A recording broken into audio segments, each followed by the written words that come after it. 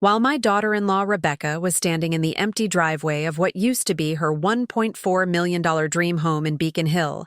clutching foreclosure papers and sobbing hysterically as the new owner's moving trucks pulled away with furniture that would never belong to her. I was sitting in my newly purchased downtown penthouse, sipping champagne and finally understanding that sometimes the family members who abandon a 70-year-old woman at a train station in the middle of winter are about to discover they just betrayed someone with 35 years of real estate investment expertise and a network of financial connections they never knew existed. Tell me in the comments, have you ever been abandoned or betrayed by family members who thought you were just a helpless burden, only to prove them spectacularly wrong about your capabilities and resources? Share your story below, because today, you're going to learn that sometimes the people who treat elderly family members as disposable inconveniences are about to witness the most expensive lesson in karma they'll ever receive. This story is about the snowy February morning when I realized that my own daughter-in-law, the woman I'd welcomed into our family with open arms, helped establish her career through my professional connections, supported through her early marriage, struggles with my son David, and treated like the daughter I never had been systematically viewing me as nothing more than an aging burden whose usefulness had expired and whose presence in their lives had become an embarrassing obligation that needed to be eliminated. When I discovered that Rebecca Chen, the woman I'd mentored in business negotiations, co-signed commercial loans for when banks wouldn't trust her credit history,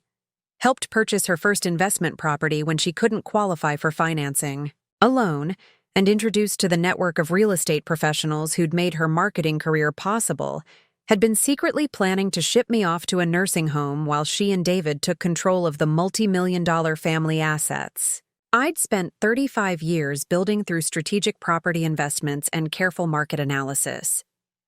My name is Margaret Rose Chen, and at 70 years old, I thought I'd found the perfect balance between maintaining my independence and staying close to family by living in the beautifully renovated Victorian guest house on the property that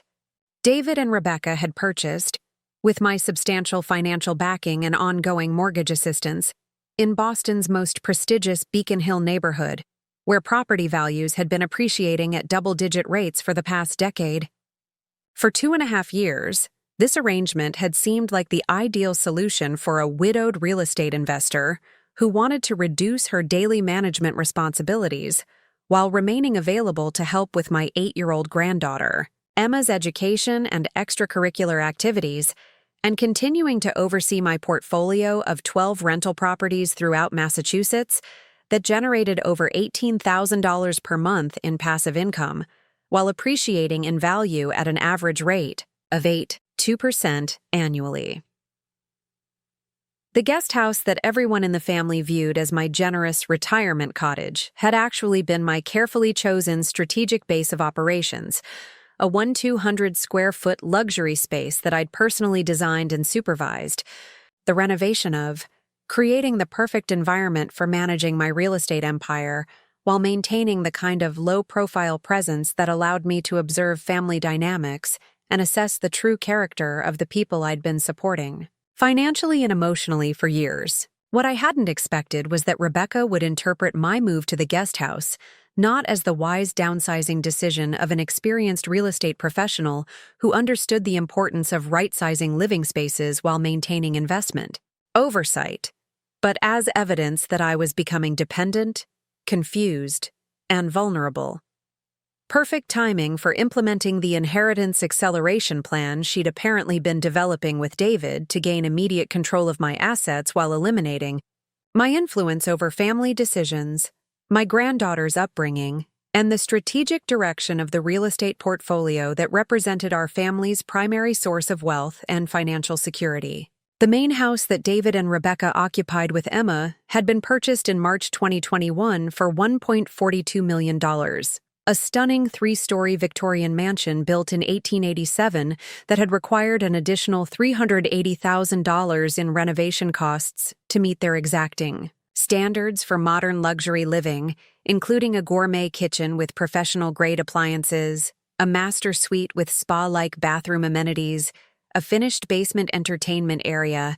and a third-floor office space that Rebecca used for her growing marketing and public relations consulting business. What they'd never mentioned to friends, neighbors, or business associates was that the entire $425,000 down payment had come directly from my real estate investment profits. The renovation costs had been funded through a bridge loan that I'd personally guaranteed using my property portfolio as collateral, and the monthly mortgage payments of $6,800 were being supplemented by $3,200 per month from rental income generated by properties I owned and professionally managed throughout Cambridge, Somerville, Back Bay, and the South End. The financial arrangement had been structured as a family investment partnership, with legal documentation establishing my ownership interest in the property, while providing David and Rebecca with the opportunity to build equity and establish their residence in one of America's most desirable neighborhoods, where property values had consistently outperformed the broader Boston real estate market and provided both lifestyle benefits and long-term wealth-building opportunities that would benefit multiple generations of our family. My late husband, Thomas Y. Ming Chen, had been a commercial real estate developer and property investment strategist who'd spent 28 years building one of Boston's most successful minority-owned real estate development companies, specializing in the acquisition and renovation of historic properties throughout Massachusetts that could be transformed into luxury residential and mixed-use developments serving the region's growing population of educated professionals and affluent families. Thomas had been my partner in every sense of the word, teaching me not just the technical aspects of real estate analysis, property valuation, and investment strategy, but also the relationship-building skills, market psychology understanding, and long-term thinking that distinguished successful real estate investors from those who treated property ownership as passive wealth storage rather than active portfolio management, requiring constant attention to market trends, neighborhood, development patterns, and economic factors that influenced property values and rental demand. After Thomas's death from pancreatic cancer in November 2018, I'd inherited not just his business expertise and investment philosophy, but also his extensive network of contractors, real estate agents, property managers, mortgage brokers, and financial advisors who'd continued to provide the professional support necessary for expanding our portfolio. While most people my age were liquidating assets, downsizing their responsibilities, and moving to retirement communities where their housing costs would be fixed, but their wealth-building opportunities would be eliminated. The decision to continue growing our real estate portfolio after Thomas's death had been both emotionally and financially strategic. The active management of investment properties provided intellectual stimulation and professional purpose that kept me engaged with contemporary market developments, while honoring Thomas's memory through the continued success of the investment approach we'd developed together over 23 years of marriage and business partnership.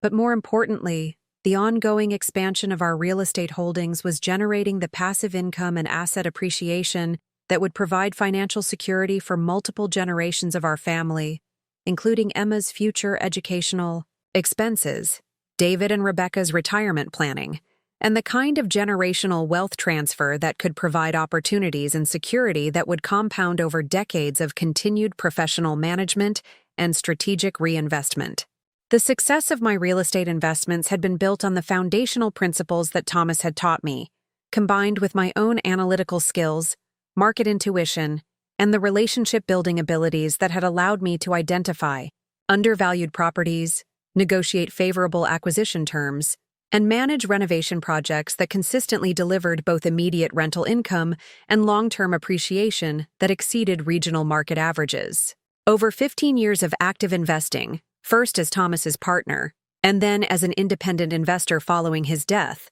I'd acquired 12 rental properties throughout Greater Boston, each carefully selected based on location analysis, renovation potential, rental yield calculations, and neighborhood development trends that suggested strong appreciation potential over 5 to 10-year holding periods.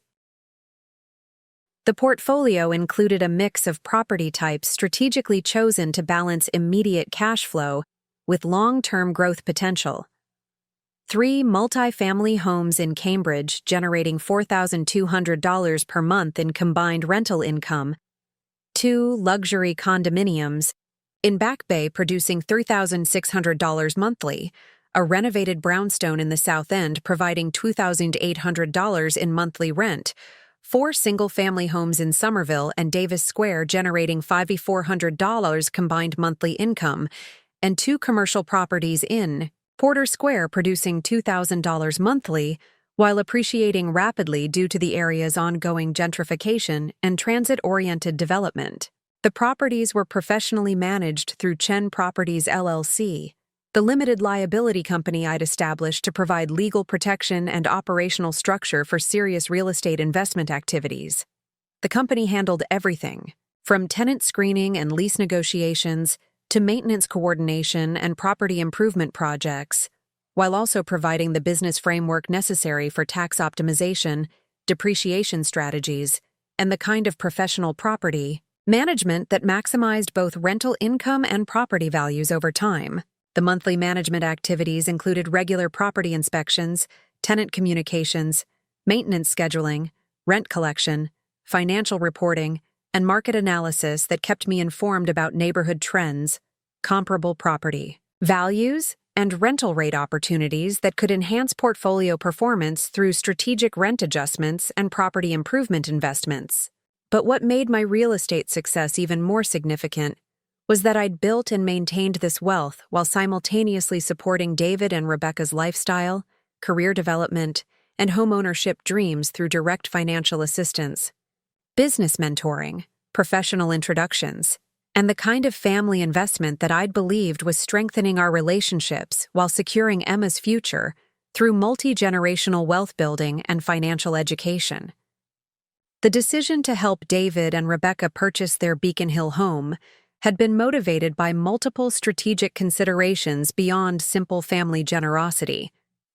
The $425,000 down payment I'd provided had been structured as a family loan with favorable terms that would allow them to build equity while learning responsible home ownership practices in one of America's most expensive and competitive real estate markets. The ongoing mortgage assistance of $3,200 per month had been designed to bridge the gap between their current earning capacity and the financial requirements of homeownership in their desired neighborhood, while also providing them with time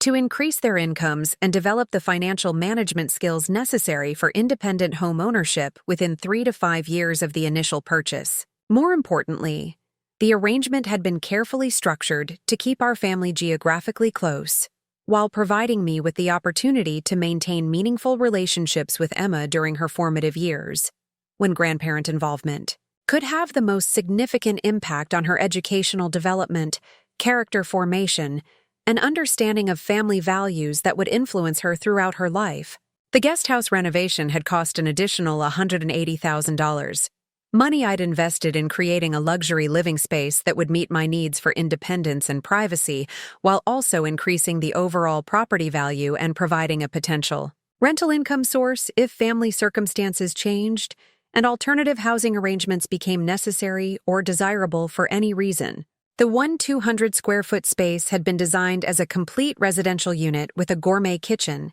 spacious living area, master bedroom suite, home office, and private entrance that allowed me to maintain autonomous daily routines while remaining available for family activities and granddaughter responsibilities that enriched everyone's lives and strengthened the family bonds that I'd believed were central to our shared happiness and mutual support.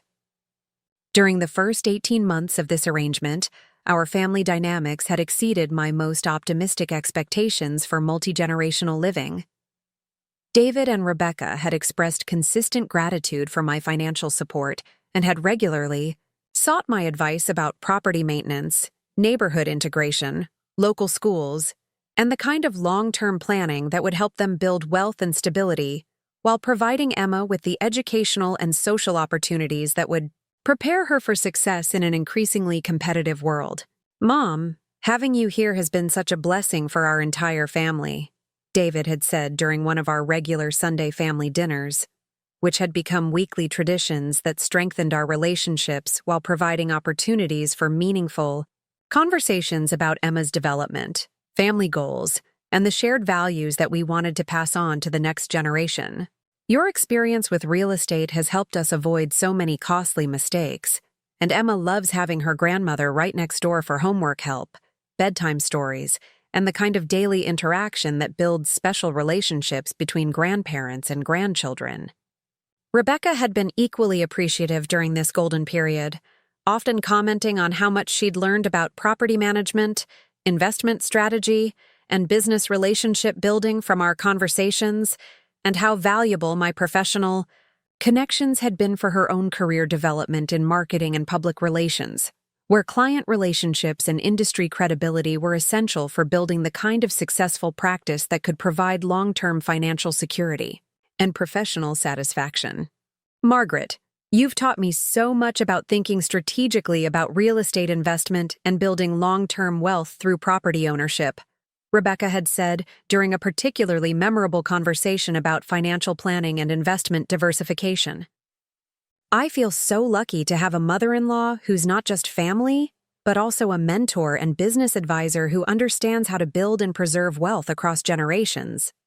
The professional mentoring relationship that had developed between Rebecca and myself had been one of the most rewarding aspects of our family arrangement. Rebecca's background in marketing had provided valuable skills that could be applied to real estate investment, particularly in areas like market analysis, competitive positioning, and the presentation strategies that were essential for successful property acquisition negotiations and tenant relationship management. My introductions had helped Rebecca establish relationships with several high-net-worth clients who needed marketing and public relations services for their own business ventures,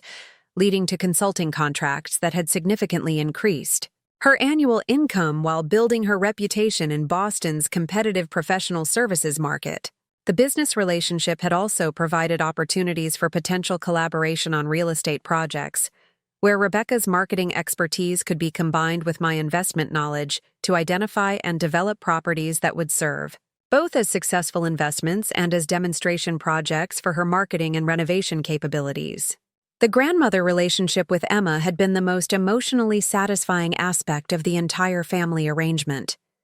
Unlike many children who viewed grandparents as elderly relatives to be tolerated during obligatory family gatherings and holiday visits,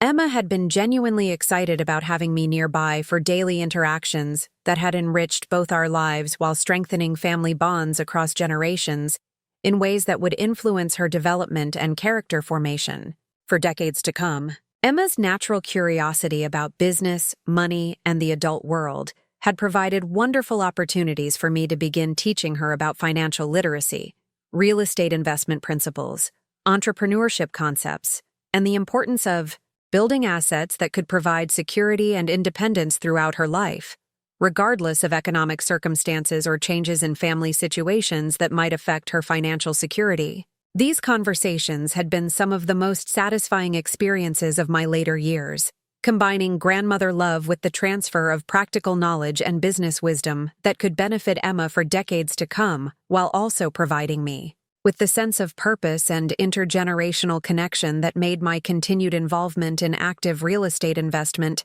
feel meaningful beyond just personal wealth accumulation. Emma had shown remarkable aptitude for mathematical concepts and logical thinking that suggested she might have inherited some of the analytical abilities that had made Thomas and me successful in real estate investment and business development.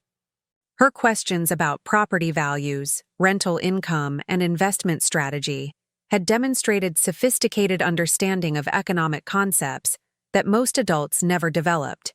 even those with college educations and professional careers. Grandma, Margaret, why do some houses cost more than others? And how do you know which ones will be worth more money later? Emma had asked during one of our weekend property tours, where I'd been showing her different neighborhoods and explaining the factors that influenced property values and investment potential. Her eagerness to understand complex financial concepts had provided me with hope that our family's business knowledge and investment expertise would continue into the next generation, ensuring that the wealth we'd built would be preserved and grown rather than dissipated through financial illiteracy or poor decision-making that destroyed multi-generational wealth accumulation efforts. But what I hadn't realized during this harmonious period was that Rebecca had been carefully observing my daily routines, financial management practices, health status, and family relationship patterns while developing a completely different understanding of our family arrangement and my role in their long-term plans for wealth accumulation and family structure control.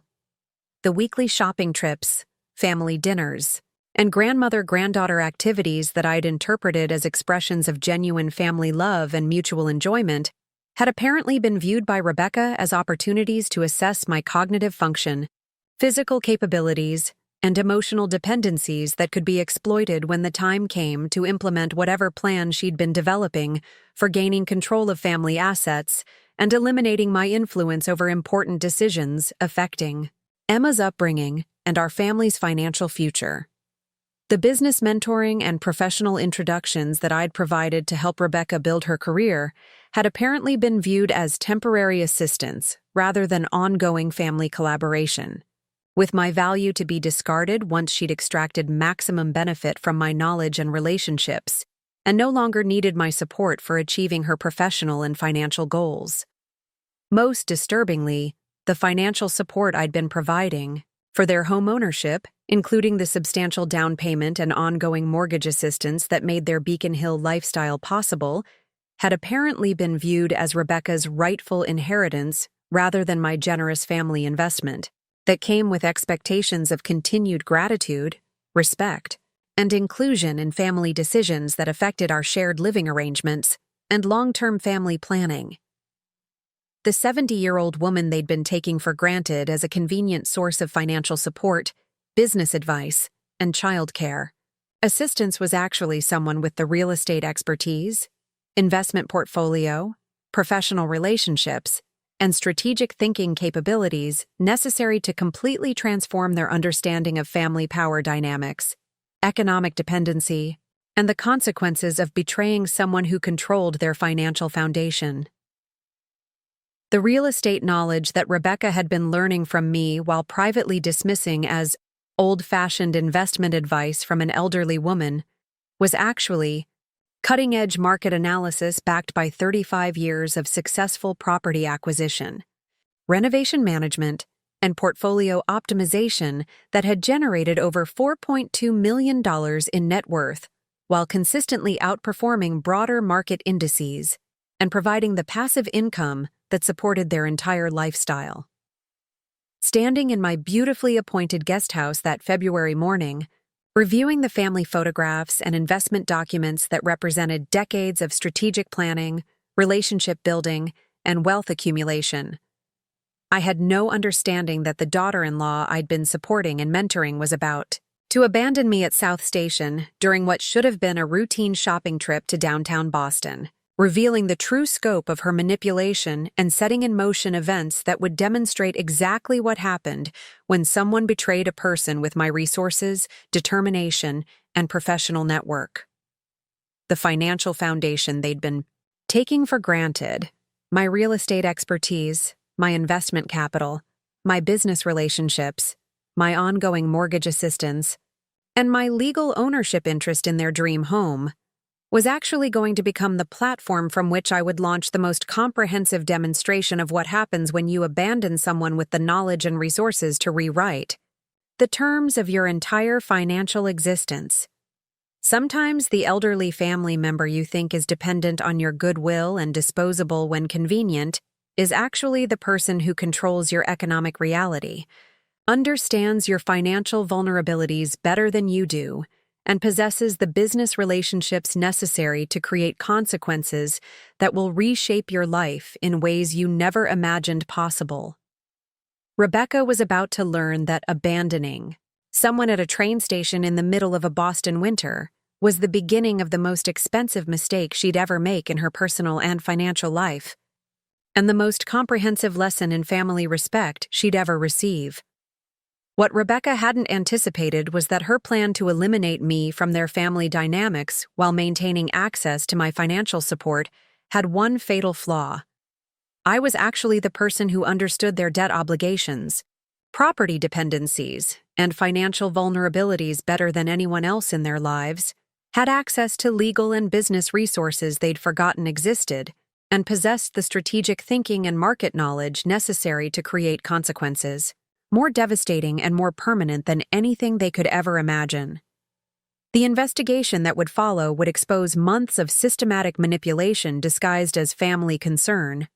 and the response would transform our family power structure forever, while teaching them that some people fight back with consequences that reshape entire life trajectories, destroy financial security, and create permanent changes in family relationships that can never be repaired or forgiven. Standing in my comfortable guest house that snowy February evening, surrounded by decades of real estate success, unlimited access to Boston's most powerful legal and financial professionals, and the cold fury that comes from discovering that people you've trusted have been systematically planning your elimination, I had no idea that within 48 hours, the family members I'd been supporting for years were about to abandon me at a train station like a piece of unwanted luggage, revealing the true extent of their callousness and setting in motion events that would change everything forever. Standing in my home office that February morning, reviewing the comprehensive property portfolio reports and investment performance summaries that documented 35 years of systematic wealth building, I realized I needed to understand how I'd reached this point of systematic dismissal from family members who should have been celebrating my continued business acumen and professional achievements, rather than treating my real estate expertise as outdated knowledge from an elderly woman whose best days were behind her. But to comprehend the full scope of what was building toward that devastating train station abandonment, you need to know about the life of strategic investment and market mastery I'd built before Rebecca and David decided my financial wisdom was something to exploit rather than respect, a life of property acquisition, renovation excellence, and the kind of market insight that had made their casual dismissal both possible and ultimately catastrophic. My journey to that frustrating February morning had begun 70 years earlier, when I'd been born Margaret Rose Blackwood to parents who understood that a woman's financial independence and business competence were not optional luxuries, but essential foundations for survival and dignity in a world that rarely offered women second chances or easy paths to economic security. And professional recognition in male-dominated industries like real estate development and investment management. My father, Robert James Blackwood, had been a structural engineer for the Massachusetts Bay Transportation Authority, specializing in subway tunnel design and infrastructure projects that had helped build Boston's modern public transit system, seismic safety, upgrades, and the massive public works projects that had defined the region's growth throughout the mid-20th century as the area transformed from an old industrial economy into a modern hub for education, technology, and financial services. He'd spent his career understanding complex structural systems, managing engineering teams worth millions of dollars, and ensuring that projects involving public safety and massive capital investments were completed according to specifications that would keep them functioning reliably for decades under the most challenging environmental and usage conditions. Margaret, my father had said during one of our regular Sunday evening conversations about my future plans and career aspirations, the most important thing you can learn is that structural integrity and financial planning must work together to create investments that serve people for generations while building lasting wealth. Anyone can buy property, but it takes real expertise to acquire assets that will still be valuable and income-producing 50 years from now, regardless of economic cycles or market disruptions. My mother, Catherine Rose Blackwood, had been equally influential in shaping my understanding of what was possible for an educated woman willing to work harder and think more strategically than the people around her, particularly in fields like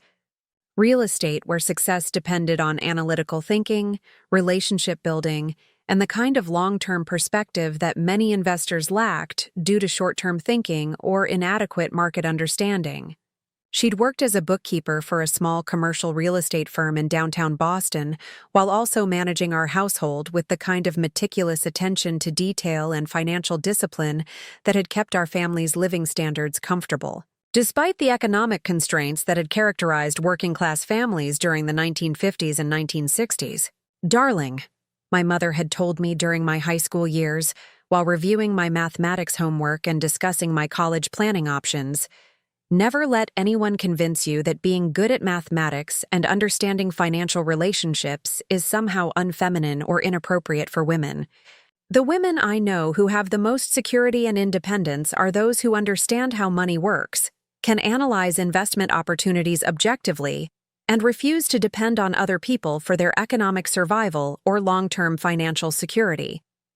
The Blackwood household had been intellectually stimulating and financially conscious in ways that had prepared me for the real estate career I would eventually build through systematic education, strategic relationship building, and the kind of analytical thinking that distinguished successful investors from those who treated property ownership as passive wealth storage, rather than active portfolio management, requiring constant market analysis and strategic decision-making. Our home had been filled with real estate magazines, financial newspapers, investment analysis books, and the kind of economic discussions that had made complex market concepts seem understandable rather than intimidating or beyond the reach of someone from a working-class background who was willing to study, learn, and apply sophisticated analytical principles to property investment and wealth-building strategies. By age 12, I'd already been helping my mother with basic financial calculations for our household budget and had developed sophisticated understanding of compound interest, investment returns, debt management, and the relationship between risk and reward that would characterize my entire approach to real estate investment and business development throughout my professional career. My academic journey had begun at Boston Latin School, a prestigious public high school known for its rigorous mathematics and science programs and its emphasis on preparing students for competitive college admissions and professional careers, rather than just basic high school education that would lead to immediate employment in low-skilled jobs without opportunities for advancement or wealth building. At Boston Latin, I'd excelled in mathematics, economics, and analytical writing, while also developing the organizational skills, critical thinking abilities, and attention to detail that would serve me well in competitive business environments. Throughout my career in real estate investment and property management, where success depended on processing large amounts of market data while making strategic decisions that could affect financial outcomes for decades, the school's student body had included children of professionals, business owners, and skilled tradespeople who understood that superior education was the primary path to economic advancement and professional recognition in Boston's increasingly knowledge-based economy, where traditional manufacturing jobs were being replaced by service industries that required higher levels of education and analytical thinking. Miss Blackwood, my calculus teacher had written in a recommendation letter that I'd discovered years later among my academic records, demonstrates the rare combination of mathematical intelligence and practical business sense that characterizes natural entrepreneurs and investors. She has the analytical skills to understand complex financial relationships and the strategic judgment to envision long-term consequences that are both technically sound and economically profitable. My senior thesis project at Boston Latin had focused on the relationship between urban development patterns and property values in Greater Boston, research that had required me to analyze demographic trends, transportation infrastructure, zoning regulations, and economic development policies, while also developing original investment strategies that demonstrated how systematic market analysis could identify undervalued properties with significant appreciation potential. Radcliffe College had been the obvious next step for continuing my education, offering one of the most respected economics programs in the country and access to Harvard University's business and real estate courses that would provide the theoretical foundation necessary for understanding complex investment principles and market dynamics that governed property values and rental income potential in sophisticated real estate markets. During my 4 years at Radcliffe, I'd maintained a 3.8 GPA while also working part-time as a research assistant for a commercial real estate firm in Cambridge and completing internships with major Boston property management companies that had provided hands-on experience in every aspect of real estate operations from tenant relations and lease negotiations to property maintenance and financial reporting that supported strategic investment decision-making. The economics program at Radcliffe had been particularly demanding, requiring students to develop expertise in statistical analysis, market research, financial modeling, and investment theory while also completing complex research projects that demonstrated analytical thinking, quantitative skills, and understanding of how economic principles applied to real-world business situations that involved substantial financial risk and long-term capital commitments. Margaret has demonstrated exceptional ability in both theoretical economics and practical business applications. My senior thesis advisor had written during my final year. Her research consistently demonstrates sophisticated understanding of market dynamics and investment principles, while also exhibiting the kind of strategic thinking and risk assessment capabilities that characterize successful entrepreneurs and investment professionals. My senior thesis project at Radcliffe had examined innovative approaches to urban real estate investment in Boston, focusing on how demographic trends, infrastructure development, and economic growth patterns could be analyzed to identify neighborhoods and property types that offered superior investment returns through systematic market analysis and strategic property acquisition that anticipated rather than followed market trends. The thesis had been selected for presentation at the Northeast Regional Economics Conference and had received recognition from the Massachusetts Real Estate Investment Association as an outstanding example of how academic research could contribute to practical investment strategy development and market analysis that supported profitable property acquisition and portfolio management. After graduating summa cum laude from Radcliffe in 1971, I'd spent 18 months working for a mid-sized commercial real estate firm in Boston's financial district, providing market analysis and investment research for institutional clients, who were acquiring office buildings, retail properties, and mixed-use developments throughout Massachusetts and the broader New England region. The position had been excellent preparation for understanding the business aspects of large-scale real estate investment and had given me exposure to the kind of sophisticated financial analysis and market research that distinguished professional real estate investment from individual property ownership or small-scale rental property management that many people mistakenly believed represented serious real estate investment activity. The commercial real estate experience had also introduced me to the complex relationship between economic trends and property values, as I'd watched major corporations make location decisions that could dramatically affect entire neighborhoods and create investment opportunities for those who understood how business development influenced residential property demand, rental rates, and long-term appreciation potential. Margaret, you have a natural talent for understanding how macroeconomic trends translate into local real estate opportunities. My supervisor at the commercial firm had observed after I'd successfully identified several properties that had generated exceptional returns for our institutional clients. You don't just understand market data. You understand the underlying economic forces that drive property values and rental demand in ways that allow you to anticipate market movements rather than simply react to them. One of my most successful projects at the commercial firm had involved analyzing the investment potential of properties near Boston's emerging technology corridor, where computer companies and research institutions were beginning to concentrate and create demand for both commercial space and residential housing that would serve the highly educated workforce that these industries required for continued growth and expansion. My research had identified several residential properties in Cambridge and Somerville that were undervalued relative to their proximity to major employment centers and transportation infrastructure, leading to investment recommendations that had generated returns exceeding 15% annually for our clients, while also providing valuable experience in the kind of market analysis that would characterize my entire approach to real estate investment throughout my subsequent career. Miss Blackwood has demonstrated exceptional skill in identifying properties with superior investment potential, one of our major institutional clients had written in a testimonial letter. Her analysis consistently identifies opportunities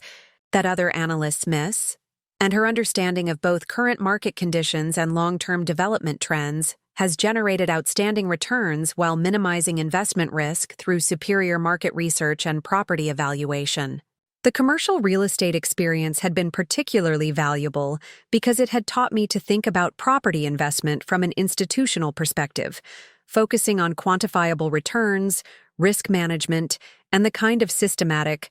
analysis that distinguished professional investment activity from speculative property purchases or emotional real estate decisions that often resulted in poor financial outcomes. It was during my time at the commercial firm that I'd first met Thomas Wei-Ming Chen, a young commercial real estate developer who'd been working on a mixed-use project in Chinatown that required sophisticated financing, community relations, and the kind of market analysis that could demonstrate the project's viability to both lenders and city planning officials who were evaluating its potential impact on neighborhood development and economic growth. Thomas had been immediately impressed by my analytical abilities and market research skills,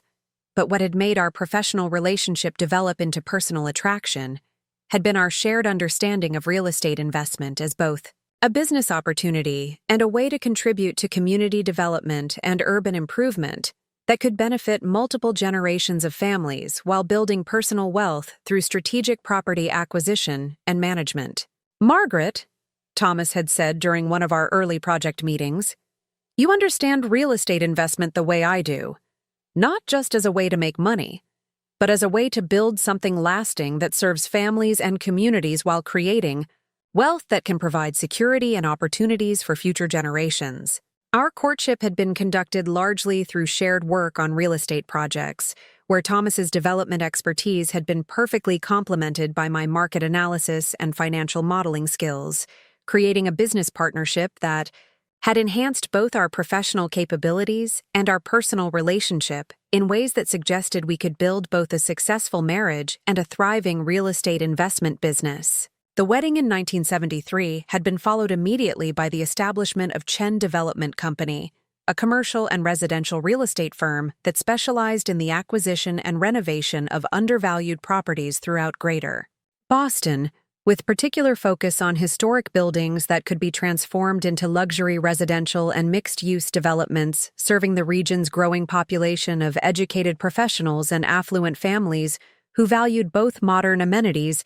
and architectural character. Thomas's background in construction and project management had provided the technical expertise necessary for complex renovation projects, while my market analysis and financial planning skills had ensured that our property acquisitions were based on sound investment principles rather than speculation or emotional attachment to particular buildings or neighborhoods that might not provide adequate returns on invested capital. Our first major project had been the acquisition and renovation of a 1920s apartment building in Back Bay that had been neglected for decades and was available at a significant discount to its potential value after renovation and conversion to luxury condominiums that would appeal to young professionals who wanted to live in one of Boston's most prestigious neighborhoods. The project had required 18 months of intensive renovation work,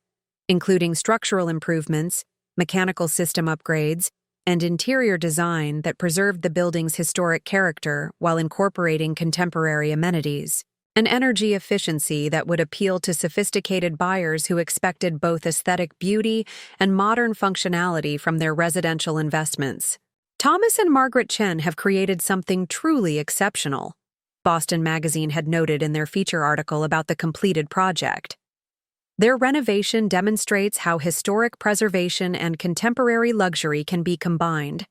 to create residential properties that enhance both individual lifestyle and neighborhood character, while providing outstanding investment returns." The success of the Back Bay project had established Chen Development Company's reputation for sophisticated renovation work and had provided the track record necessary for securing financing for larger and more complex projects that would require substantial capital investments and the kind of project management expertise that distinguished professional real estate development from small-scale property investment or speculative construction activity. Over the following 15 years, Chen Development Company had completed over 40 major renovation projects throughout Greater Boston, ranging from single-family home restorations to multi-unit residential developments to mixed-use projects. That combined residential, retail, and office space in buildings that served multiple community needs while generating superior investment returns for our company and our financial partners. The renovation projects had consistently demonstrated our ability to identify undervalued properties, execute complex improvement projects on schedule and within budget, and create finished products that exceeded market expectations for both aesthetic quality and financial performance, establishing Chen Development Company as one of Boston's most respected minority-owned real estate development firms. But what had distinguished our company from other real estate developers had been our systematic approach to building long-term wealth through property ownership rather than simply developing projects for immediate sale and profit maximization. Without regard for ongoing asset appreciation, or the creation of passive income streams that could provide financial security over multiple economic cycles and market conditions. Rather than selling completed projects immediately after renovation, we had retained ownership of approximately 60% of our developments, creating a portfolio of rental properties that generated substantial monthly income, while also appreciating in value as Boston's real estate market had grown increasingly expensive and competitive due to the region's economic growth and limited housing supply. By 1988, our company's retained property portfolio had grown to include 15 residential buildings and 3 mixed-use developments throughout Cambridge, Somerville, Back Bay, and the South End, generating over $12,000 per month in rental income while appreciating at an average rate of 9.2% annually, significantly outperforming both stock market indices and bond investments during the same period. The portfolio management had required sophisticated operational systems for tenant relations, property maintenance, rent collection, and financial reporting, leading to the establishment of Chen Properties LLC as a separate property management company that could provide professional services for our own portfolio, while also managing properties for other investors who needed experienced, reliable property management services. Chen Properties has transformed our real estate investment experience, one of our property management clients had written in a testimonial letter. Their professional approach to tenant relations and property maintenance has increased our rental income while reducing our management headaches, and their market analysis has helped us make strategic decisions about property improvements and rent adjustments that have significantly enhanced our investment returns. The success of our property management operations had provided additional revenue streams, while also giving us detailed market intelligence about rental demand, tenant preferences, and property improvement opportunities that had informed our own investment decisions and helped us identify additional acquisition opportunities that other investors had overlooked due to inadequate market research or limited property management expertise. Thomas's death in 1988 from a heart attack had been both personally devastating and professionally challenging, forcing me to assume complete responsibility for both the development company and the property management operations while dealing with grief and the complex legal and financial issues that arose when a business partnership was dissolved due to the death of one partner. The decision to continue operating both companies as a widow had been motivated by both practical and emotional considerations. The businesses were generating substantial income and had significant growth potential that would be lost if they were liquidated or sold to other developers who might not understand the sophisticated market analysis and relationship-building approaches that had made our operations successful. More importantly, continuing the businesses provided a way to honor Thomas's memory and preserve the investment philosophy we'd developed together, while also ensuring that the wealth we'd built would continue growing rather than being dissipated. Through forced liquidation or poor management decisions made under emotional stress and time pressure, the transition to independent management had required significant learning and adaptation, particularly in areas like construction oversight and contractor relations, where Thomas had provided expertise that I'd needed to develop through intensive study, professional education, and the kind of hands-on experience that could only be gained through active project management and problem-solving under real-world conditions. But my background in market analysis and financial planning had provided the foundation for strategic decision-making about property acquisitions, renovation, budgets, and portfolio management that had kept both companies profitable and growing throughout the difficult transition period when many widow-owned businesses failed due to inadequate management expertise or insufficient capital resources. The most challenging aspect of independent business ownership had been learning to balance the technical demands of property development with the relationship management requirements of dealing with contractors, tenants, lenders, and city officials who were essential partners in successful real estate operations, but who sometimes questioned whether a woman could provide the same level of expertise and professional competence that they'd come to expect from male business owners. My response had been to demonstrate superior knowledge and more thorough preparation than any male competitor, approaching every business interaction with comprehensive market data, detailed financial analysis, and the kind of professional documentation that made it impossible for anyone to question my competence or commitment to achieving outstanding results for all parties involved in our real estate transactions. Margaret Chen has established new standards for professionalism and expertise in Boston's real estate development community. The Boston Business Journal had noted in their 1992 profile of successful women entrepreneurs.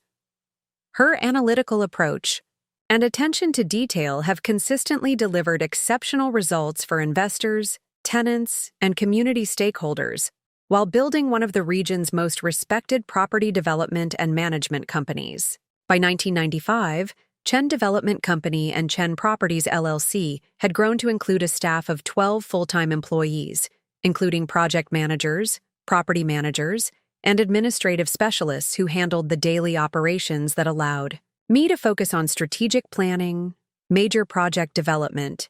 and the kind of market analysis and investment planning that distinguished our companies from competitors who focused on short-term profits rather than long-term wealth building and community development.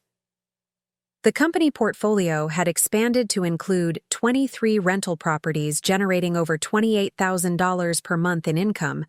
plus ongoing development projects that provided additional revenue while creating new properties for potential portfolio retention or strategic sale based on market conditions and investment opportunities that offered superior returns on invested capital. The financial success had been extraordinary by any measure, but what had been even more satisfying had been the recognition from industry professionals and community leaders who understood that our approach to real estate development had enhanced neighborhood character while providing superior investment returns and creating residential opportunities that served diverse income levels and family types throughout Greater Boston. The decision to semi-retire in 2005 had been motivated by my desire to spend more time with David, who had graduated from Boston University with a degree in business administration and had been working in commercial banking while considering his own career options in real estate development or related fields where he could apply the business knowledge he'd gained through formal education and exposure to our family's real estate operations. But semi-retirement had not meant stopping real estate investment activity. Instead, it had meant transitioning from active development projects to strategic property acquisition and portfolio management that required less day-to-day operational involvement while continuing to generate substantial income and asset appreciation through systematic market analysis and property improvement strategies. Between 2005 and 2020, I had acquired an additional 8 properties through strategic purchases of undervalued buildings in neighborhoods that showed signs of gentrification, infrastructure improvement, or demographic changes that suggested strong rental demand and appreciation potential over 5 to 10-year holding periods. The acquisition strategy had been based on the same analytical principles that Thomas and I had developed during our active development years: comprehensive market research, conservative financial analysis, and the kind of long-term thinking that identified properties with multiple value creation opportunities rather than just current rental income potential. Standing in my home office that February morning, surrounded by the investment reports and property documentation that represented 35 years of systematic wealth building, I had been completely unaware that the family members I'd been supporting and mentoring were about to dismiss my expertise as outdated advice from an elderly woman, revealing the true scope of their ingratitude and setting in motion events that would demonstrate exactly what happened when people underestimated someone with my market knowledge, business relationships, and strategic thinking capabilities. The real estate expertise, property portfolio, professional relationships, and analytical skills that David and Rebecca were taking for granted were actually going to become the foundation for teaching them the most comprehensive lesson they'd ever receive about respecting experience, honoring family investments, and understanding that some people respond to betrayal with consequences that reshape entire life trajectories and financial futures in ways that can never be repaired or forgotten. Standing in my guest house that February morning, reviewing the family photographs that documented 3 years of what had seemed like perfect multi-generational harmony, I couldn't help but remember how genuinely grateful David and Rebecca had been just 18 months earlier, when they'd regularly sought my business advice as a valued family resource and had treated my real estate expertise as the foundation for their own financial success, rather than outdated knowledge from an aging woman whose best days were behind her. But what I discovered when that devastating train station abandonment unfolded would transform my shock and heartbreak into a cold, calculating determination that would change everything forever and demonstrate that some 70-year-old women fight back with consequences that reshape entire family dynamics and financial futures in ways that can never be repaired or forgotten. The peak of our family collaboration had lasted from early 2021 through mid-2023, a period when my real estate expertise, financial resources, and business connections had combined with David's project management skills and Rebecca's marketing abilities to create a family partnership that had been both economically successful and personally fulfilling for everyone involved, including Emma, who had benefited from the stability and opportunities that our collaborative approach had provided. During this golden period, our weekly family dinners had become sophisticated business planning sessions where we discussed market trends, investment opportunities, and strategic decisions that had enhanced everyone's professional development while building the kind of generational wealth that could provide security and independence for decades to come, regardless of economic cycles or unexpected financial challenges. Margaret, your analysis of the Cambridge rental market has been invaluable for our decision-making, Rebecca had said during one particularly productive family meeting in spring 2022, where we'd been evaluating potential property acquisitions and discussing renovation strategies that could maximize both rental income and long-term appreciation. Your understanding of demographic trends and infrastructure development has helped us identify opportunities that we would never have recognized on our own. The Cambridge analysis had been one of our most successful collaborative projects, involving detailed research into the impact of biotechnology company expansion on residential rental demand, transportation infrastructure improvements, and zoning, changes that were creating opportunities for strategic property acquisitions in neighborhoods that were still undervalued relative to their proximity to major employment centers and educational institutions. My market research had identified 3 properties that met our investment criteria: a duplex near Porter Square that was underpriced due to cosmetic issues that could be resolved with modest renovation investments,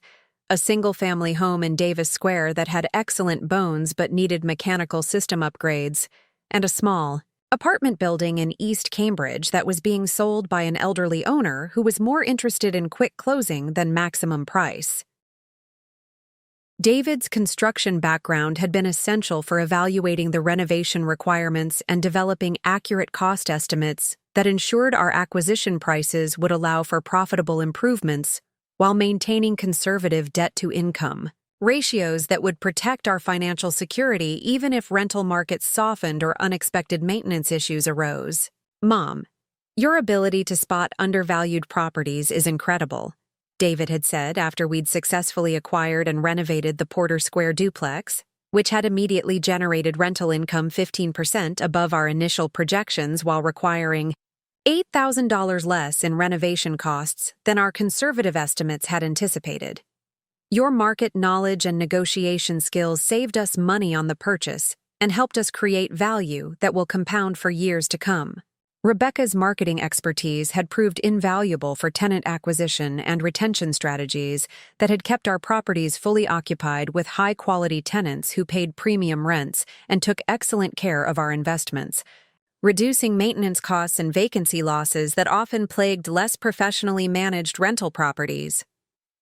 Her background in digital marketing and social media had been particularly useful for creating property listings and tenant communication, systems that attracted educated professionals who valued well-maintained housing and were willing to pay above-market rents for properties that offered superior amenities, responsive management, and the kind of attention to detail that distinguished our properties from typical rental housing. Margaret, our collaboration has exceeded every expectation I had for family business partnerships, Rebecca had said during our 2022 holiday celebration, where we'd been reviewing the financial performance of our joint investments and planning acquisitions for the following year. Your expertise has accelerated our wealth building while teaching us principles and strategies that will benefit our family for generations to come.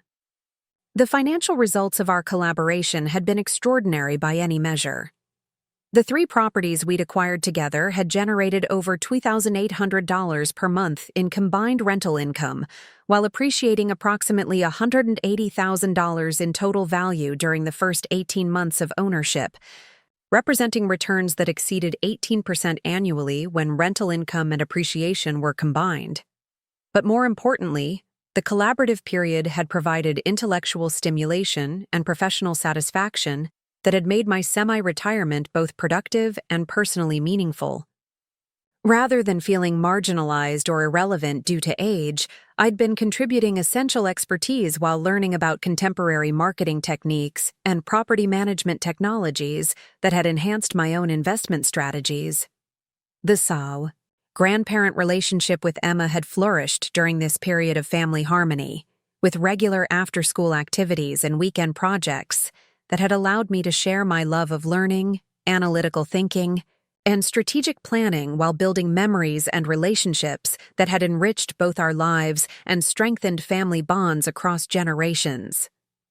Emma had shown remarkable aptitude for mathematical concepts and logical reasoning that had made our discussions about real estate investment, financial planning, and business strategy both educational and enjoyable for both of us, suggesting she might have inherited some of the analytical abilities that had made Thomas and me successful in property development and investment management. Grandma Margaret, I want to learn how to buy houses and make money like you do, Emma had announced during one of our weekend property tours, where I'd been showing her different neighborhoods and explaining the factors that influenced property, values, rental potential, and long-term investment returns. Can you teach me how to analyze properties and find good deals that other people miss? Her enthusiasm for real estate concepts had provided hope that our family's business knowledge and investment expertise would continue into the next generation, ensuring that the wealth we'd built through systematic market analysis and strategic property acquisition would be preserved and grown rather than dissipated through financial illiteracy or poor decision-making. The educational foundation I'd been providing for Emma had included basic concepts about compound interest, debt management, market cycles, and risk assessment that would serve her well regardless of her eventual career choices, while also preparing her to make informed decisions about home ownership, investment planning, and the kind of long-term financial strategy that could provide security and independence throughout her adult life. But what I hadn't realized during this period of apparent family harmony was that Rebecca had been systematically cataloging my daily routines, financial management practices, and any signs of age-related decline that could be used to support a case for diminished capacity or the need for family intervention in my business affairs and living arrangements. The weekly shopping trips and family activities that I'd interpreted as expressions of genuine affection and family bonding had apparently been viewed by Rebecca as opportunities to assess my cognitive function, physical capabilities,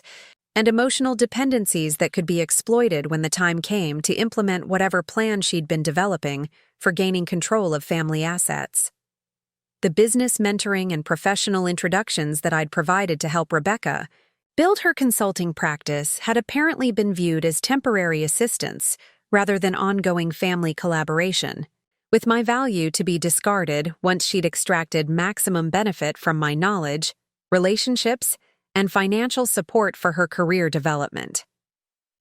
Most disturbingly, the real estate investments we'd made together, including my substantial financial contributions and ongoing management oversight, had apparently been viewed by Rebecca as her rightful inheritance rather than my generous family partnership that came with expectations of continued gratitude, respect, and inclusion in family decisions that affected our shared assets and Emma's upbringing.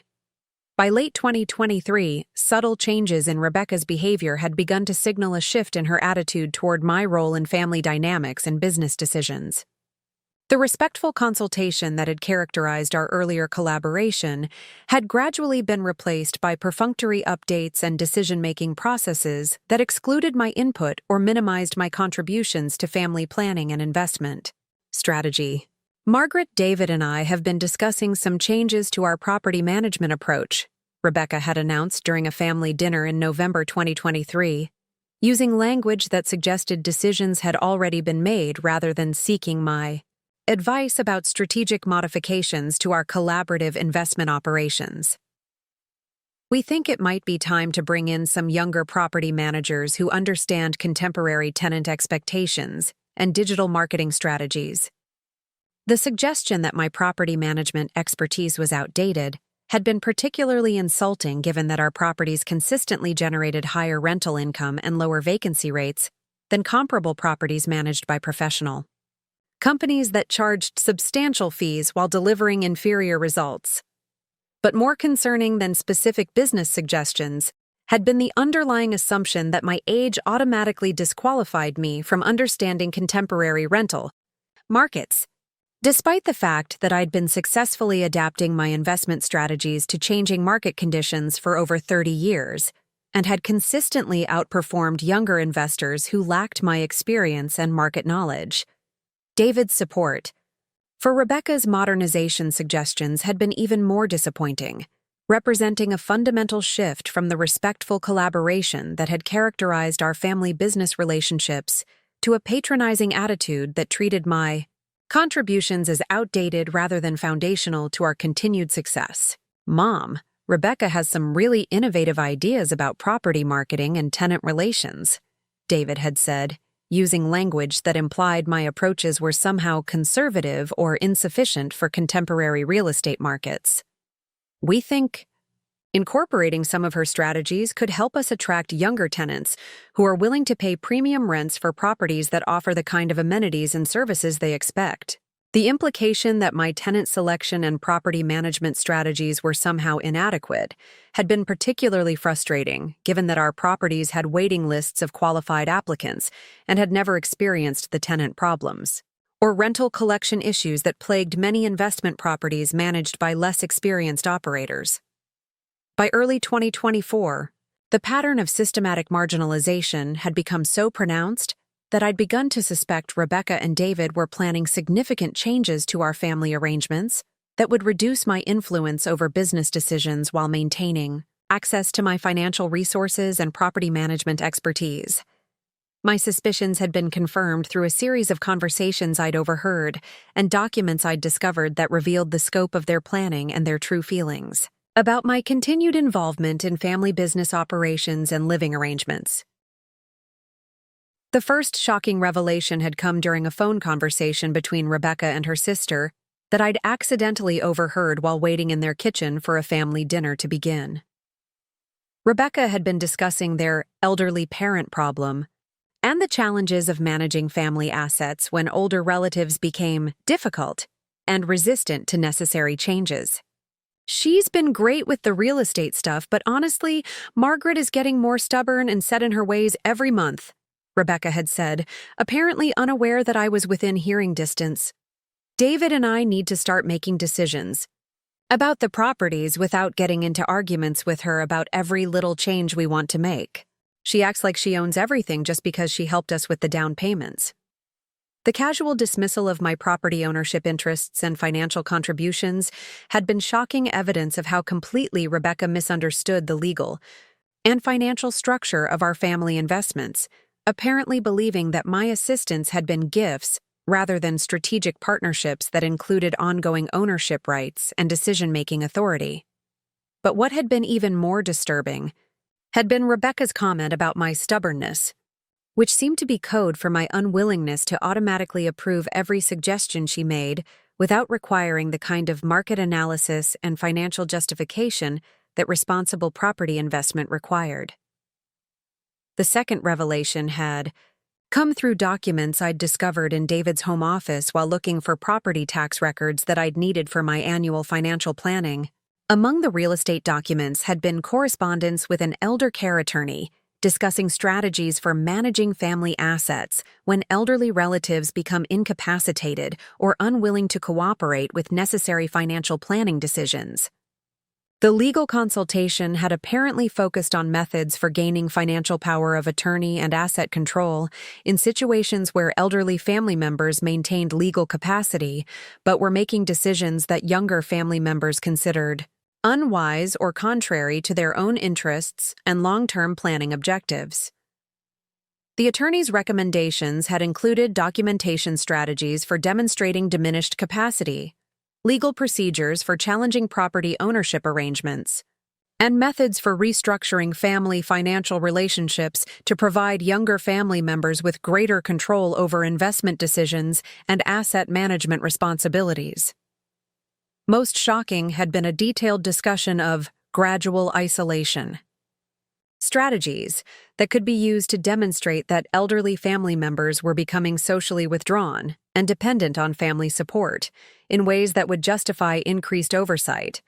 and intervention in their daily activities and financial decision-making processes.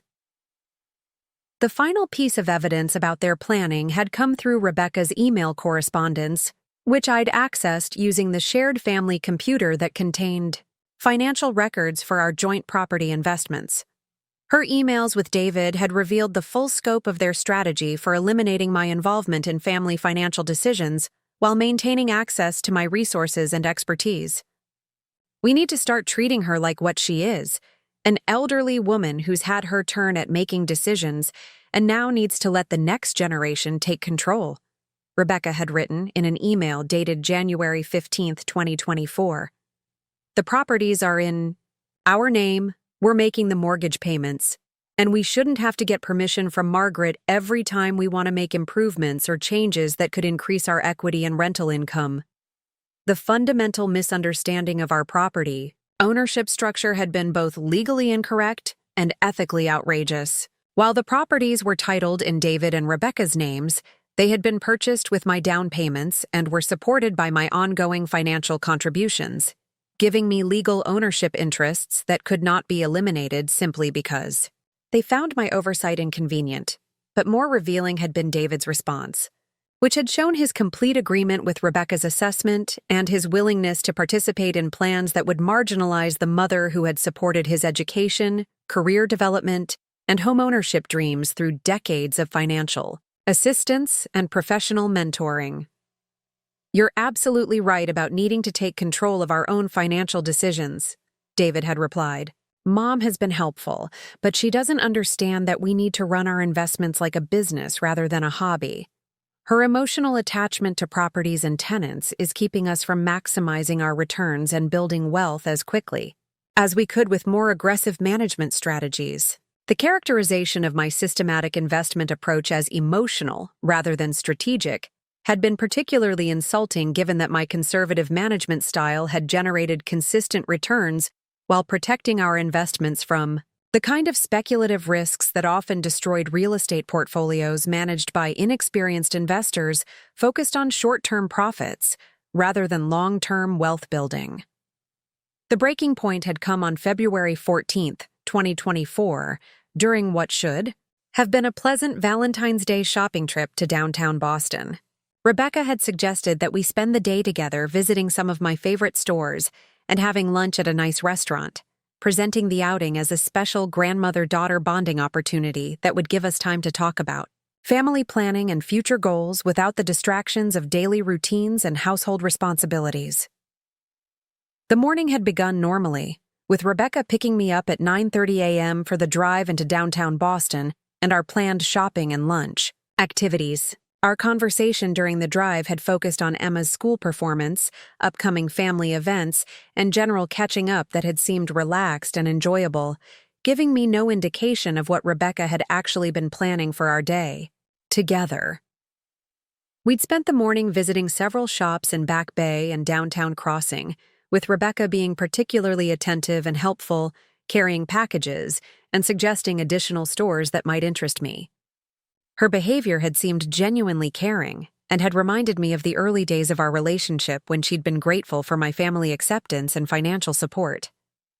Lunch had been at Legal Seafoods, one of my favorite restaurants where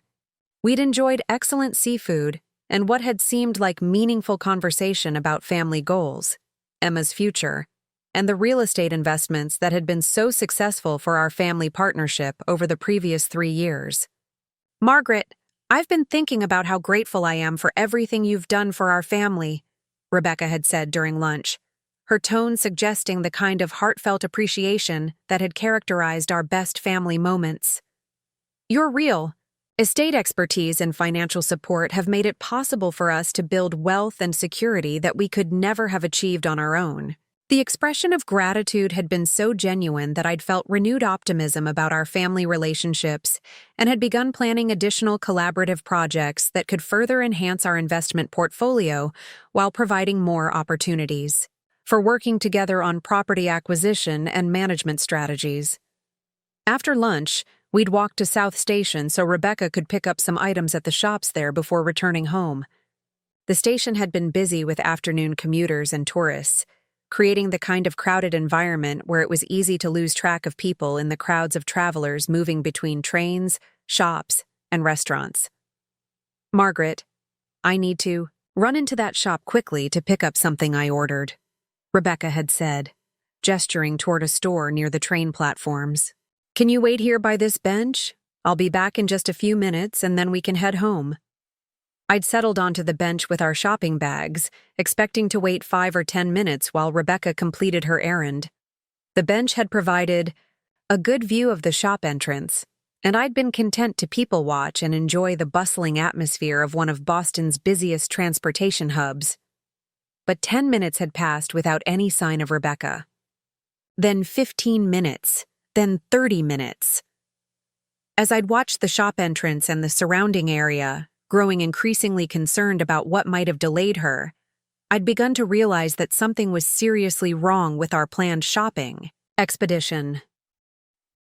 After 45 minutes of waiting, I'd walked to the shop Rebecca had entered, only to discover that the store employees had no recollection of anyone matching her description, and that there was a back entrance that connected to the parking garage,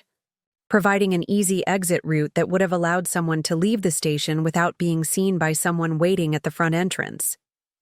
The realization that Rebecca had deliberately abandoned me at South Station had been both shocking and heartbreaking, representing a level of callousness and premeditation that had completely transformed my understanding of her character and her true feelings about our family relationship and my role in their lives. Standing alone in South Station with shopping, bags, and no transportation home, I'd been forced to call a taxi and pay the $35 fare for the ride back to Beacon Hill, while processing the emotional devastation of discovering that the daughter-in-law I'd trusted and supported had planned and executed my abandonment as though I were an unwanted piece of luggage that could be discarded when convenient. But the taxi ride home had also provided time for my shock and hurt to transform into something much more dangerous for David and Rebecca. Cold, calculating fury combined with strategic thinking about how to respond to their betrayal in ways that would demonstrate the consequences of underestimating someone with my resources, expertise, and professional relationships. The investigation that followed over the next 48 hours had revealed the full scope of their planning and the timeline for implementing their strategy to gain control of family assets while eliminating my influence over investment decisions and my access to Emma's daily life. Through conversations with neighbors and family friends, I'd discovered that Rebecca had been telling people for months that I was becoming confused and having difficulty managing my affairs, creating a narrative that would support their eventual move to gain financial power of attorney and control over my property portfolio. The elder care attorney consultation had been followed by meetings with financial advisors about strategies for protecting elderly relatives from poor investment decisions, and methods for restructuring property ownership to provide younger family members with greater control over asset management and investment strategy.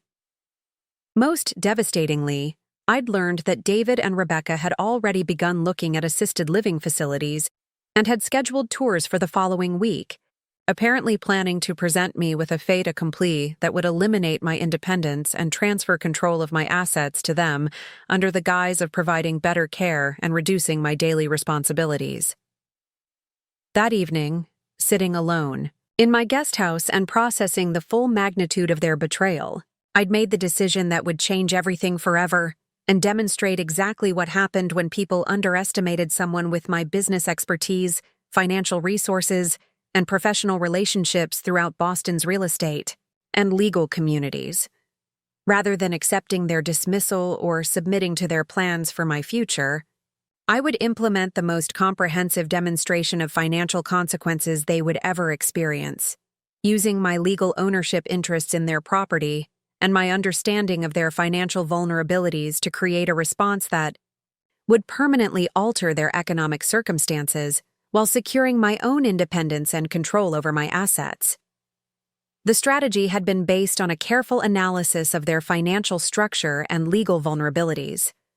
While David and Rebecca held title to the Beacon Hill property, the legal documentation of our financial arrangement clearly established my ownership interest based on the down payment I'd provided and the ongoing mortgage assistance that had made their home ownership possible. More importantly, my investigation had revealed that David and Rebecca had become financially overextended through lifestyle inflation and additional debt obligations that had left them vulnerable to any disruption in their income or increase in their housing costs, particularly if my ongoing financial support were to be withdrawn suddenly and without warning. The first step in my response had been consulting with Patricia Morrison, the real estate attorney who had handled my property acquisitions for over 15 years, and who understood both the legal complexities of family property arrangements and the methods available for protecting my investment interests when family relationships deteriorated. Margaret, based on the documentation you've shown me, you have clear legal standing to demand immediate repayment of your investment in their property or to force a sale if they cannot provide alternative compensation, Patricia had explained during our emergency consultation on February 16th. The family loan documentation establishes your ownership interest, and their failure to acknowledge your rights gives you grounds for legal action that would be very difficult for them to contest successfully. The legal analysis had confirmed that David and Rebecca's assumption about their property ownership had been fundamentally incorrect. My financial contributions had not been gifts, but documented investments that created legal obligations and ownership rights that could be enforced through court action if necessary. But rather than pursuing immediate legal action, I'd decided on a more elegant solution that would demonstrate my business sophistication while creating consequences that would permanently alter their understanding of family power dynamics and financial dependencies. The second step had been contacting Robert Chen, my late husband's nephew, who had become one of Boston's most successful commercial real estate developers and who had maintained both business and family relationships with me since Thomas's death. Robert's company had been looking for residential acquisition opportunities in prestigious neighborhoods, and the Beacon Hill property represented exactly the kind of investment they sought for their luxury residential portfolio. Aunt Margaret, we would be very interested in acquiring that property for our residential development portfolio. Robert had said after reviewing the property details and financial information I'd provided. Based on the location and condition, we could offer $1.8 million for a quick closing, which would provide you with substantial returns on your investment while giving us an excellent addition to our luxury property holdings. The acquisition offer had been structured to close within 30 days, providing David and Rebecca with the option to match the offer and buy out my ownership interest, or to accept the sale and use their proceeds to find alternative housing that they could afford without my ongoing financial assistance. But the most satisfying aspect of the plan had been its demonstration of my continued relevance and competence in real estate markets that David and Rebecca had dismissed as beyond my understanding, while also providing a clear lesson about the consequences of betraying someone who controlled their financial foundation. The notification letter had been delivered by Patricia Morrison on February 20th, informing David and Rebecca that I was exercising my legal rights as a property co-owner to demand either immediate buyout of my ownership interest for $1.1 million or acceptance of the third-party purchase offer that would require them to vacate the property within 60 days of closing. David's phone call had come within 2 hours of receiving the legal notice,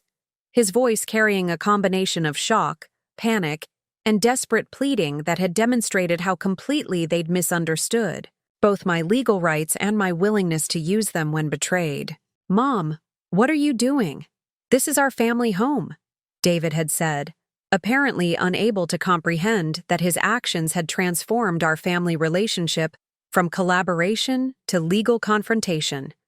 "You can't just sell our house because you're upset about a misunderstanding. Rebecca feels terrible about what happened at the train station, and we can work this out without lawyers and legal threats." The characterization of deliberate abandonment as a misunderstanding had been particularly offensive, demonstrating David's continued refusal to acknowledge the premeditation and cruelty that Rebecca's actions had represented, while also minimizing the emotional trauma and practical dangers of abandoning an elderly woman in a crowded transportation hub. "David, this isn't about hurt feelings or family misunderstandings," I'd replied, using the calm professional tone that I'd perfected through decades of business negotiations. "This is about legal ownership rights and financial obligations that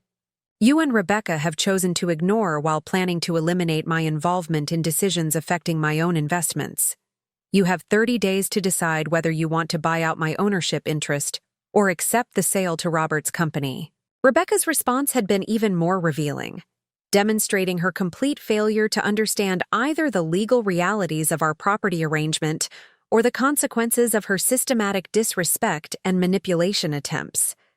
"Margaret, I don't understand why you're being so vindictive over a simple mistake," Rebecca had said during her tearful phone call the following day. "I got confused at the train station and went to the wrong store, and by the time I found you, you had already left.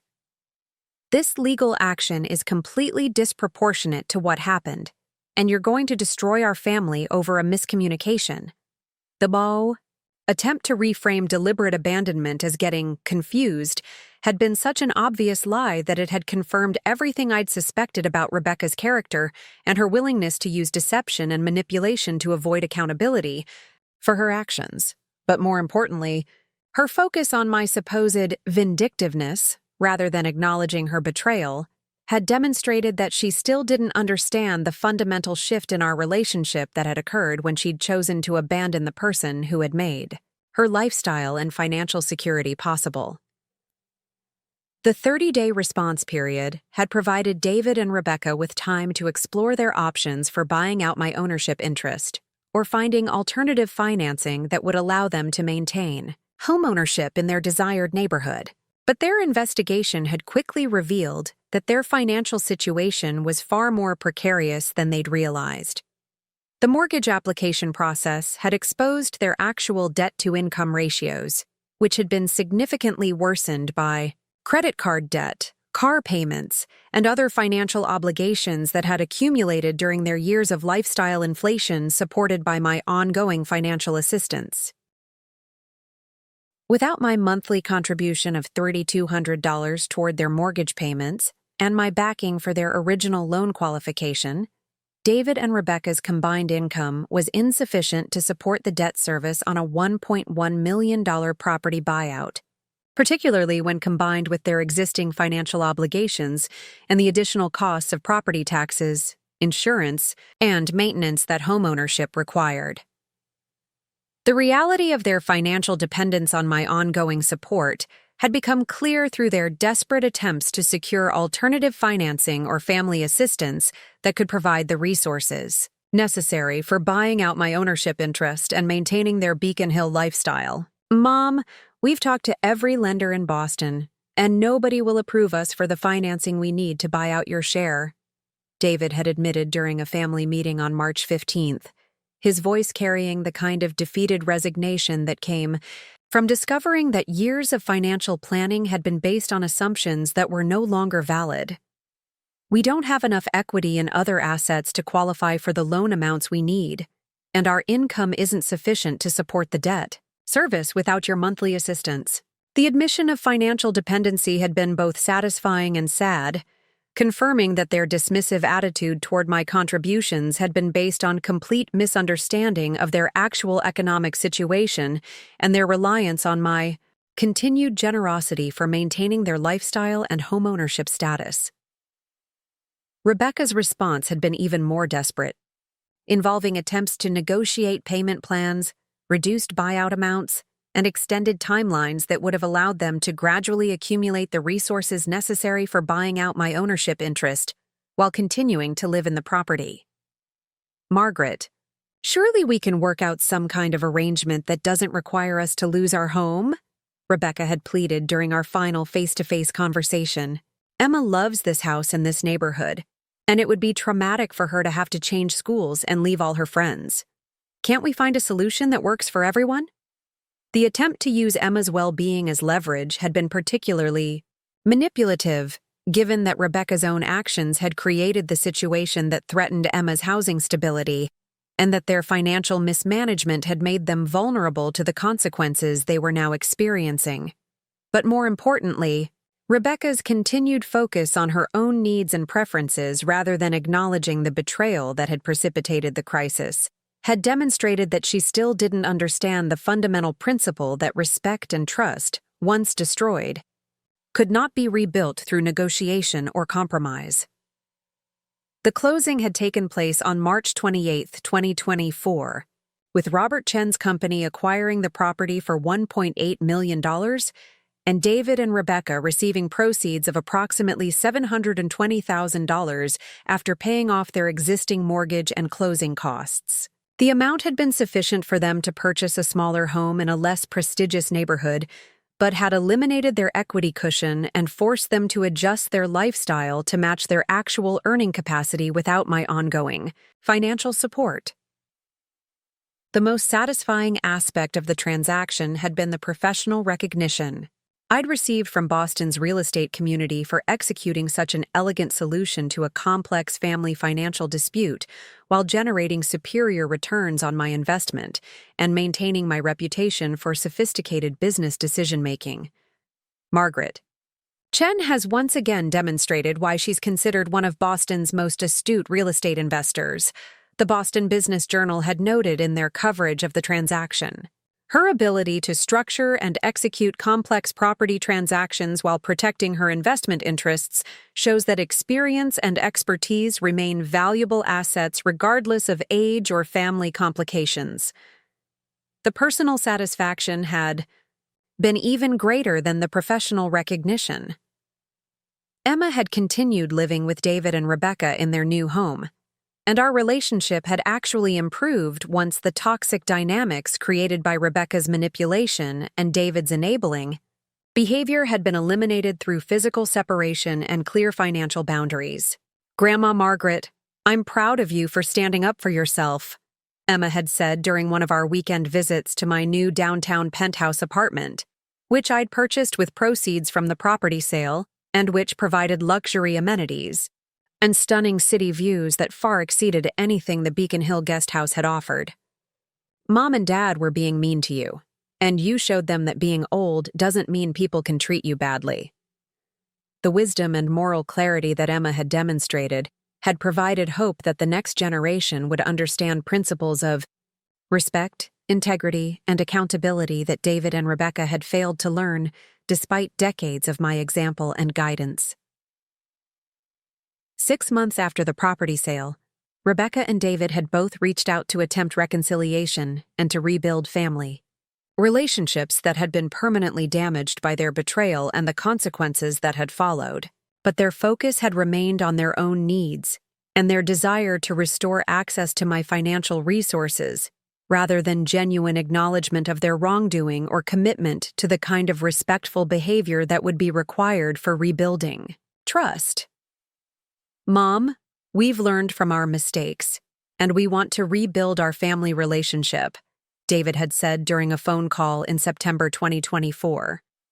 We understand now how much your support meant to our financial security, and we're grateful for everything you did to help us. Can we start over and work toward rebuilding the trust and collaboration we used to have? The request for a fresh start, without genuine accountability or acknowledgement of the specific betrayals that had damaged our relationship, had been typical of David's approach throughout the crisis, seeking forgiveness and restored benefits without accepting responsibility or demonstrating changed behavior that would justify renewed trust. Rebecca's attempted reconciliation had been even more transparent, in its focus on financial motivations rather than genuine remorse or relationship repair. Margaret, I know I made a terrible mistake at the train station, and I've regretted it every day since then, Rebecca had written in a letter delivered in October 2024. I was going through a difficult time and made poor decisions that I don't expect you to forgive immediately. But I hope that over time we can rebuild our relationship for Emma's sake and maybe even explore new business opportunities that could benefit everyone. The suggestion that family reconciliation could lead to new business opportunities had been such a transparent attempt to regain access to my financial resources that it had confirmed my decision to maintain permanent boundaries that would protect both my assets and my emotional well-being from future manipulation attempts. Standing in my luxury penthouse apartment 12 months after the train station abandonment, overlooking Boston Harbor while reviewing investment, reports showing that my real estate portfolio had appreciated another $340,000 during the year of family crisis. I felt the deep satisfaction that came from having defended my dignity and demonstrated that respect and appreciation were not negotiable at any age. The financial consequences had been severe for David and Rebecca, who had lost their dream home and been forced to acknowledge their economic dependence on someone they'd dismissed as an aging burden whose best days were behind her. But the personal consequences had been even more significant, as they'd learned that some relationships, once broken through betrayal and disrespect, could never be fully repaired, regardless of apologies or attempts at reconciliation. Emma visited me regularly in my new home, where we continued our financial education conversations and family bonding activities without the toxic dynamics that had characterized our previous living arrangement. Her respect for my independence and business success had provided a model for healthy intergenerational relationships based on mutual appreciation rather than exploitation or manipulation. Grandma Margaret, you're the strongest person I know, Emma had said during our most recent visit. You taught me that being smart with money and standing up for yourself are both important, and that getting older doesn't mean you have to let people take advantage of you. The real estate expertise that David and Rebecca had dismissed as outdated advice from an elderly woman had actually been cutting-edge market analysis that had protected my wealth while demonstrating the consequences of underestimating someone with my knowledge, resources, and professional relationships throughout Boston's business community. Sometimes the elderly family member you think you can abandon and manipulate is actually the person who controls your financial destiny and has the wisdom and strength to use that power when you prove you don't deserve the trust and support you've been receiving. Rebecca learned that abandoning someone at a train station was the beginning of the most expensive lesson in respect she'd ever receive. And David learned that enabling such betrayal had consequences that would reshape his family's entire financial future in ways that could never be undone.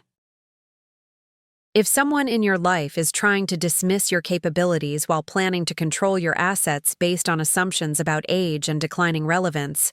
remember my story. Remember that experience and competence are not diminished by age. When you have knowledge, resources, and the determination to defend your dignity and independence against those who would exploit your generosity. Remember that people who try to marginalize your contributions while assuming they can control your future might discover they've challenged someone with the capability and resolve to create consequences more lasting and more devastating than anything they could ever imagine.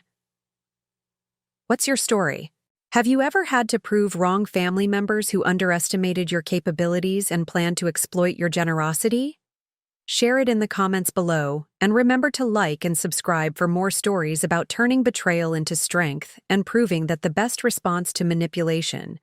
is decisive action that protects your dignity and secures your future. Because sometimes the best response to people who abandon you like unwanted luggage is showing them exactly what happens when experience meets unlimited determination and the financial resources necessary to rewrite the terms of your relationship permanently. David and Rebecca thought they could dismiss my expertise while planning my future without my consent. What they actually did was inspire the most decisive financial response of my lifetime, while learning that some people respond to betrayal with consequences more permanent and more expensive than anything they could ever have imagined. Sometimes, the people who think your best days are behind you are about to discover you're actually someone with the power to create consequences that will redefine their understanding of family respect, financial dependencies, and the price of underestimating someone with decades of business expertise and unlimited determination to protect their dignity. That's a lesson worth $1.1 million in lost equity and a lifetime of regret. And every dollar was worth it to prove that loyalty and respect aren't negotiable at any age, and that some betrayals have consequences that reshape entire family dynamics permanently and irrevocably. Justice served, independence secured, dignity defended, lesson delivered, legacy protected. The view from 72 is spectacular when you're surrounded by people who respect your capabilities rather than exploit your generosity. Rebecca and David learned that abandoning someone at a train station was the beginning of the most expensive lesson in family respect they'd ever receive, and the most comprehensive demonstration of what happens when you underestimate someone. With 35 years of real estate expertise and unlimited determination to protect their independence, the monthly rental income from my expanded property portfolio now exceeds $22,000. The downtown penthouse has appreciated $180,000 in the TO first year of ownership, and Emma continues to visit her grandmother, who chose dignity over exploitation and financial security over family manipulation. Meanwhile, David and Rebecca continue making payments on their smaller home in a less prestigious neighborhood, having learned that the elderly burden they'd planned to marginalize was actually the financial foundation that had made their dreams possible, and that some foundations, once removed, can never be rebuilt. The real estate market continues to reward those who understand its complexities, regardless of their age. My latest acquisition closed last month.